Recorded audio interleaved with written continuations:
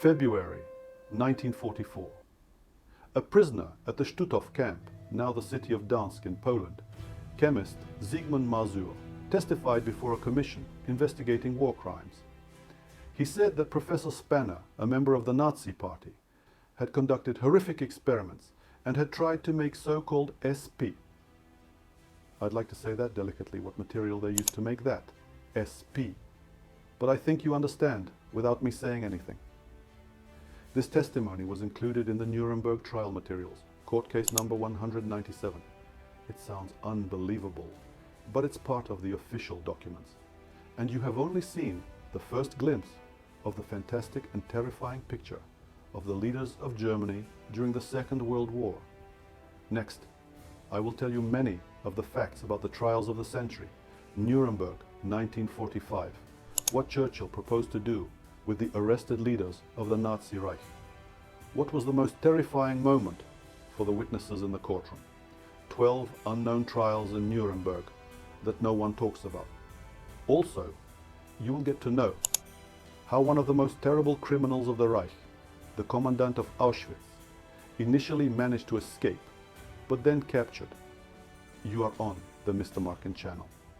The subject of our conversation is the Nuremberg Trial, 1945, or the trial of the century. Every like and subscription of yours is a great support for our young channel and inspiration. So, friends, we are starting to review a lot of interesting facts and issues, and the first thing we need to understand is who came up with the idea of the Nuremberg trials. How did the Allies agree to bring them to trial? In 1945, Churchill proposed a simple solution to take 100 leading Nazis and shoot them without trial or investigation. It appears that as early as 1943, the question of punishing Nazi leaders had been raised. By that time, the Allies had been well aware of the scale of Nazi crimes and were considering how to proceed after victory. Specific decisions about the Nuremberg trials were made in 1945, but discussions had already been held years earlier. In 1943, Churchill and Roosevelt exchanged the proposals on the form of punishment and responsibility, while Stalin remained silent. One can imagine him sitting in the Kremlin, evaluating the idea of a public tribunal. Let them show the world their evidences, he may have thought, but the final decision will still be ours. He did not interfere, but watched closely as the West created a show of justice that could later be used to its advantage. The silence concealed Stalin's classic composure. He considered every step taken by the Allies through the prism of the USSR power and influence. However, the main impetus for the tribunal was the American principle of legal publicity.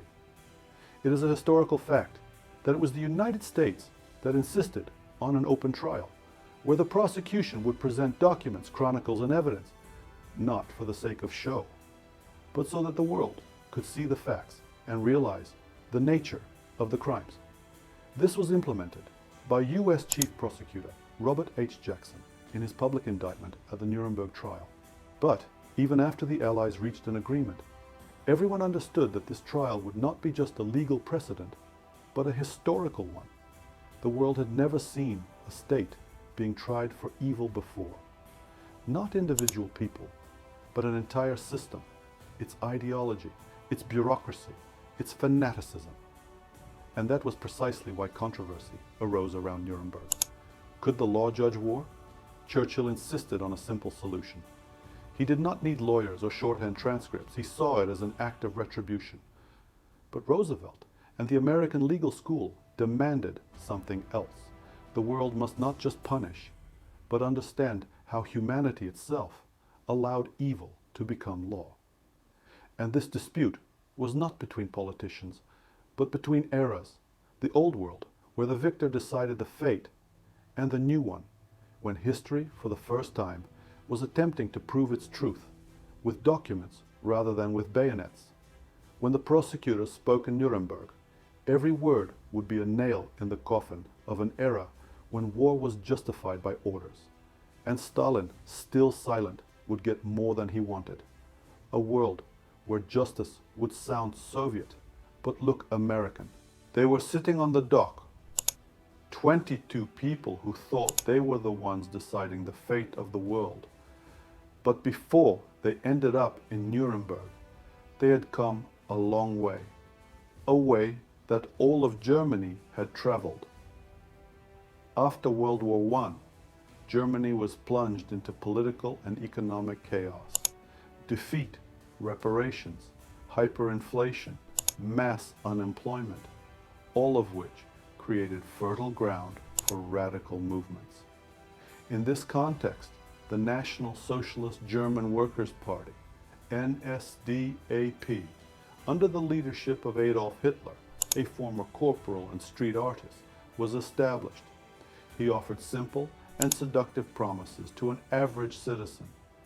Make Germany great again, and racial purity, based on theories of superiority and anti-Semitism. And German society took the bait, and then the whole world saw the true face of the Nazis within Germany. At first, everything seemed almost innocent. Meetings, slogans, confidence in the future. Newspapers wrote about the rebirth of the nation, new jobs, discipline, and order. But within the first few months, the authorities began to rewrite the very concept of citizenship. Those who had been neighbors the day before suddenly became strangers. Jews, social democrats, artists, professors, anyone who did not fit into the new worldview was declared an enemy of the state. In 1933, the Reichstag burned down, and this fire became an excuse for the destruction of democracy. As a matter of fact, overnight, Germany turned into a dictatorship, legitimized by the applause of the crowd. Hitler became not just a leader, but a prophet to millions, and the more he spoke of greatness, the quieter the voice of reason became. Concentration camps appeared in the country, first for re-education, then for extermination. Every ministry, every school, every newspaper worked toward a single image, the image of a new, obedient German. And while the world was still arguing about what was happening within Germany's borders, the train of war was already racing along the tracks, After Nazi Germany had occupied and annexed the neighboring territories and had imposed fear, it was time to show the full power of the Nazis within the country. From external domination, the path led to the industry of death. Camps, commandants like Rudolf Höss, and the most horrific experiments. I want to tell the story of one of the most notable perpetrators of this terror.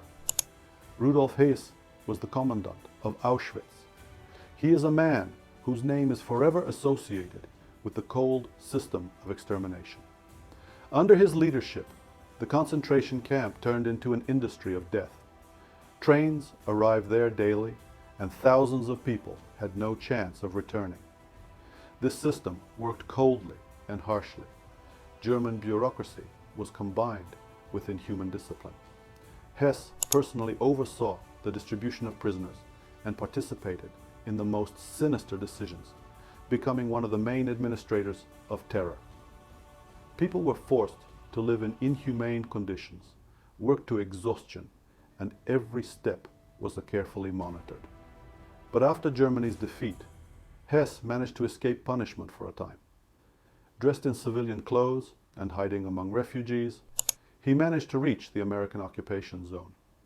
There, he was detained and investigated, but at first he managed to avoid punishment and was released.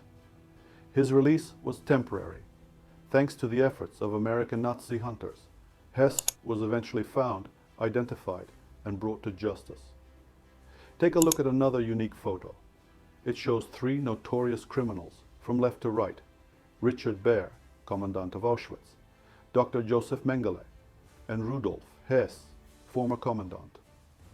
At the trials in Warsaw, Poland, Hess appeared not only as an administrator of horror, but also as a symbol of how bureaucracy and ideological loyalty can turn an ordinary person into a perpetrator of mass crimes. His testimony, interrogations, and documents reveal details about the functioning of the camp and the horrors that prisoners faced every day. from the defendant's statements in the courtroom. Let's wait 20 years. Germany will rise again. Whatever sentence this court gives me, I will be found innocent before Christ. Of course, he was wrong in his prediction, and I am personally glad about that. History rarely speaks loudly, but on that day it screamed. Not the witnesses, not the prosecutors, but the video footage shot in places where humanity had died long before the war. Historians and eyewitnesses are almost unanimous. The most terrifying moment of the trial was the documentary films and photo chronicles taken by the Allies during the liberation of the concentration camps, Auschwitz, Dachau, Mauthausen, and Buchenwald. On the 29th of November, 1945, the documentary film Nazi concentration camps, prepared by the US Army, was shown in the courtroom. It showed the video footage of the horrors of the camps, thousands of emaciated prisoners, evidence of mass death, and an inhuman system of extermination. The video footage was accompanied with commentary of the officers participating in the liberation of the camps. I sincerely regret that due to YouTube's strict rules, I cannot show you all the photos and videos that were presented to the court. But I think that we all have a clear picture and understanding of all that was on the shorts of that video footage. Reaction in the courtroom. Many witnesses and even the judges could not hold their tears back. American Prosecutor Robert H wrote that even hardened military officers turned away from the screen. The accused Nazis reacted in different ways. Göring was sitting with a stony face, pretending that it all had been fabricated. Speer covered his eyes with his hands and, according to recollections, looked genuinely shocked. Fritz Sauckel, responsible for the use of forced labor, turned away and was not watching. Witness testimony. The testimony of former camp prisoners was no less shocking. The Soviet officer Anatoly Marchenko testified about the inhuman abuse of prisoners in Mauthausen, where he himself had had to go through all the circles of Nazi hell. His testimony fully confirmed the atmosphere of cruelty that had prevailed in that camp. Polish and Czech prisoners testified about the so-called medical experiments carried out on prisoners. Those testimonies were later confirmed by documents and became an important part of the charges. The presence of Soviet experts and former prisoners, invited by the USSR, completed the picture. Every name and every figure became convincing evidence. Soviet prosecutor Rudenko presented the facts in such a way that they could not be ignored. The dock was empty. It seemed that everything was over. But then the main event began.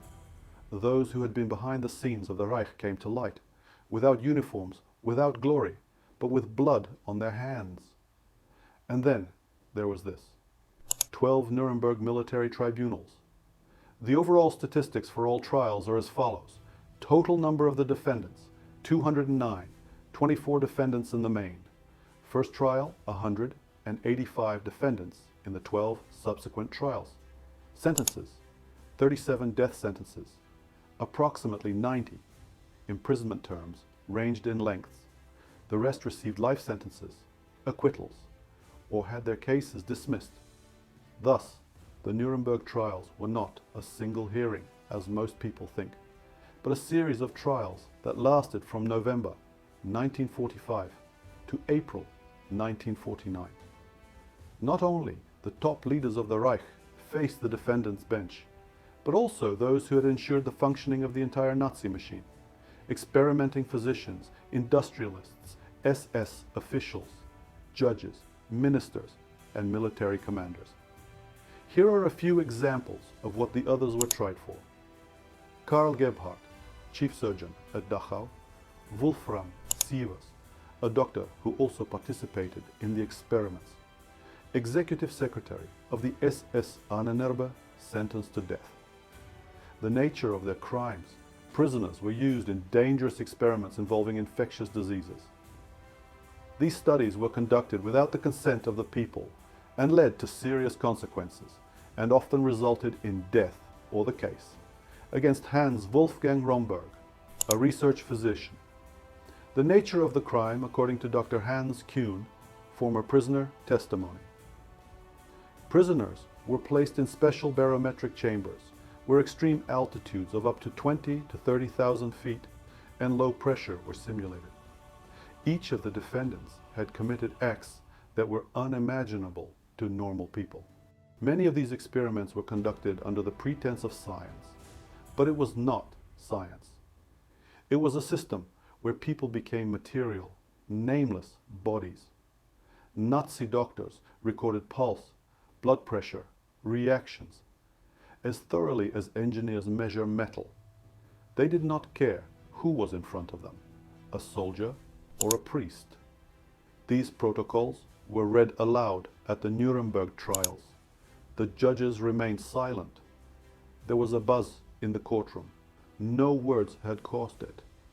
But the fact that for the first time the world was confronted with the documented anatomy of evil. The witnesses were clenching their fists. Outside the windows, there was the world where music was playing again, where people were building houses. But inside the building, there were numbers measuring pain and signatures at the bottom of the pages, in which a person had become an experiment. When the final report was read out, no one applauded. No one said, "Justice has prevailed." Everyone just stood up, slowly, as if leaving a laboratory where they were measuring not height, but depth of. The trial ended. The lights went out in the courtroom.